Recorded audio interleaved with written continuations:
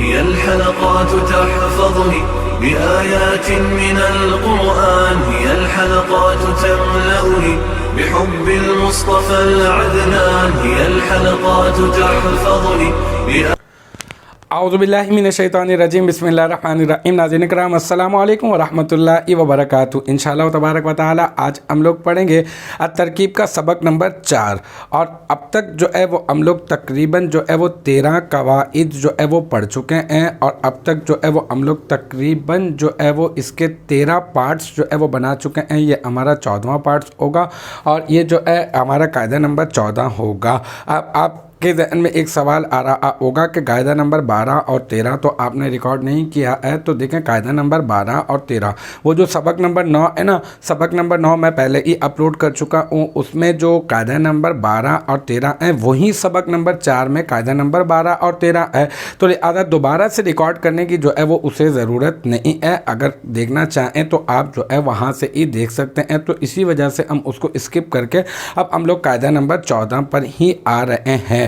تو ہم لوگ پڑھیں حروف جارہ کے متعلق۔ تو حروف جارہ کا لغوی معنی ہوتا ہے کھینچنا، ٹھیک ہے، اور یہ جو حروف جارہ ہوتے ہیں، جارہ لغوی معنی کھینچنا، تو یہ فعل اور شبہ فعل کا معنی کھینچ کر اپنے مدخول تک پہنچاتے ہیں، اسی وجہ سے اسی مناسبت سے ان کا نام حروف جارہ رکھا جاتا ہے۔ حروف جارہ کو جار مجرور جو ہے وہ متعلق ہوتے ہیں، اور یہ جس کے متعلق ہوتے ہیں اس کو متعلق کہتے ہیں۔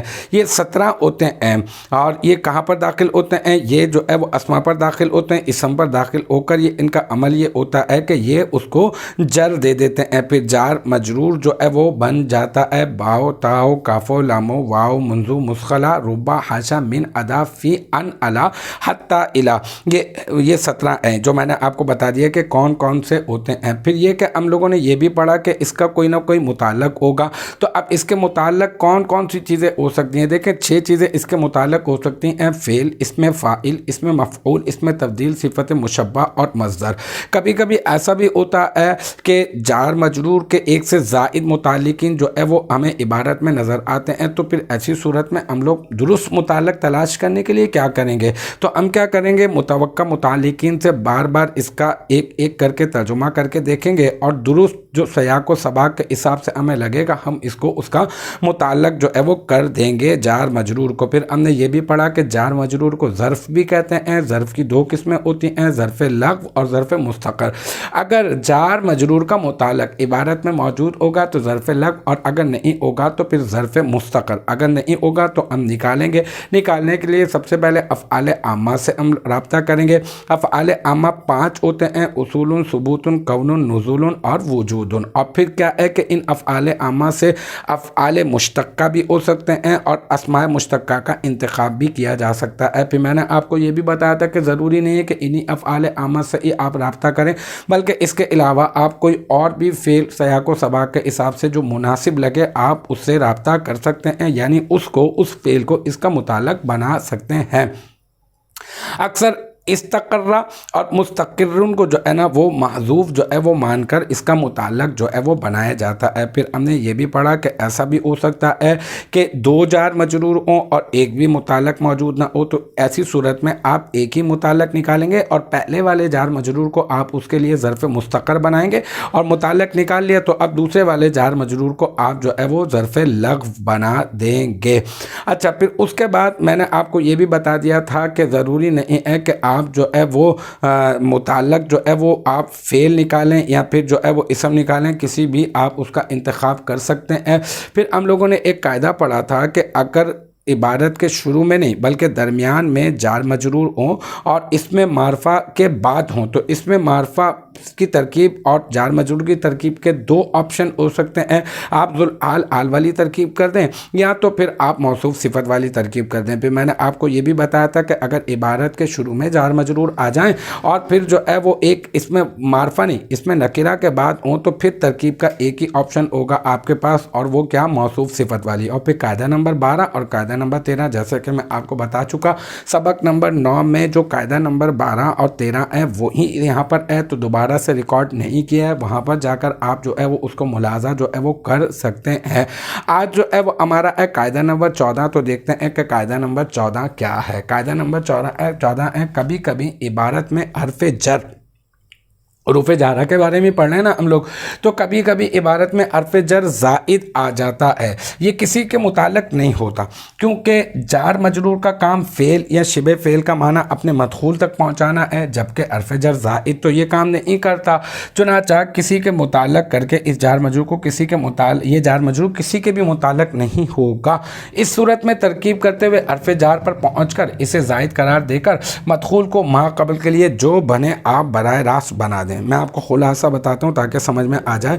لیکن حرف جر زائد بھی ہو سکتا ہے، یعنی اضافی جو ہے وہ ہو سکتا ہے، معنی کے اندر نہیں آ رہا ہو، اور پھر یہ کہ وہ اپنا کام تو کر رہا ہو، جر تو دے رہا ہو، لیکن وہ والا کام جو اپنا فعل یا شبہ فعل کا معنی کھینچ کر اپنے مدخول تک پہنچانا ہوتا ہے وہ والا کام نہ کر رہا ہو، تو اب کیا کریں گے، آپ اس حرف جر کو زائد کہہ دیں گے، اور جس کے اوپر وہ داخل ہوا ہے اس کو آپ براہ راست جو بھی بن رہا ہو آپ اس کو اس کے لیے وہ بنا دیں گے۔ جیسے مثال کے طور پر یہاں پہ ہے لا تلقوا بأیدیکم الی التہلکہ، یہ جو ہے با حرف جر ہے، ایدی مضاف ہے اور کم ضمیر مضاف الیہ ہے، اور پھر مضاف اپنے مضاف الیہ سے مل کر یہ با حرف جر کا مجرور بن رہا ہے۔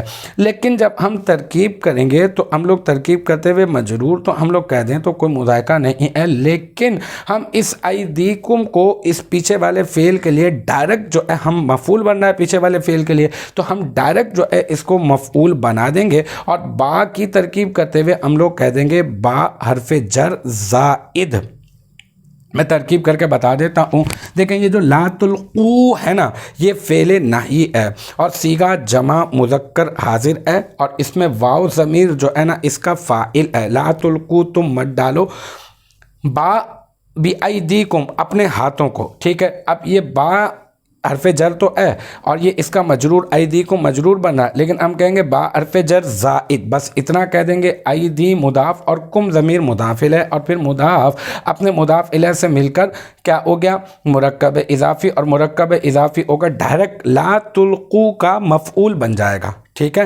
اب ہم لوگ با حرف جر زائد کہہ دیا تو بس ٹھیک ہے، بس اتنا کافی ہے۔ ایدیکم کو ڈائریکٹ مفعول بنا دیں گے، الا حرف جر پھر سے تعلقہ یہ مجرور، اور پھر یہ والا جار اپنے مجرور سے مل کر یہ لا تلقوا فعل کا ظرف لغو ہو جائے گا، اور پھر لا تلقوا فعل اپنے فاعل اپنے مفعول اور اپنے ظرف لغو سے مل کر جملہ فعلیہ انشائیہ ہو جائے گا۔ اب آپ کہیں گے جملہ فعلیہ انشائیہ کیوں ہو جائے گا؟ کیونکہ اس جملے کے کہنے والے کو سچا یا جھوٹا نہیں کہا جا سکتا۔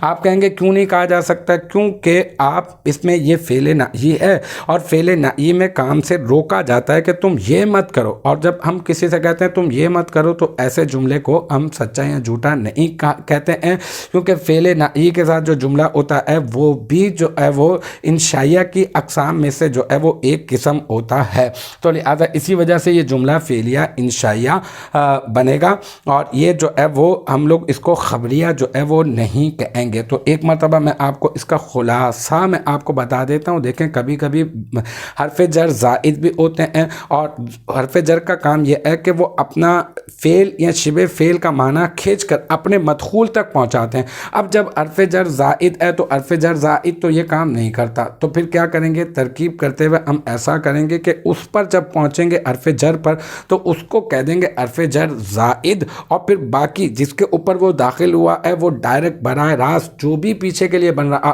آپ اس کو ڈائریکٹ جو ہے وہ اس کے لیے بنا دیں گے، جیسے کہ یہ مثال لا تلقوا بأیدیکم الی التہلکہ۔ تو الحمدللہ یہ ہمارا قاعدہ نمبر 14 بھی اپنے اختتام کو پہنچا، اور مجھے امید ہے کہ یہاں تک کی جو بات ہے وہ آپ کی سمجھ میں آ گئی ہوگی۔ انشاءاللہ تبارک و تعالی نیکسٹ ٹائم اگلی ویڈیو اگلی کلاس کے ساتھ ملاقات ہوگی۔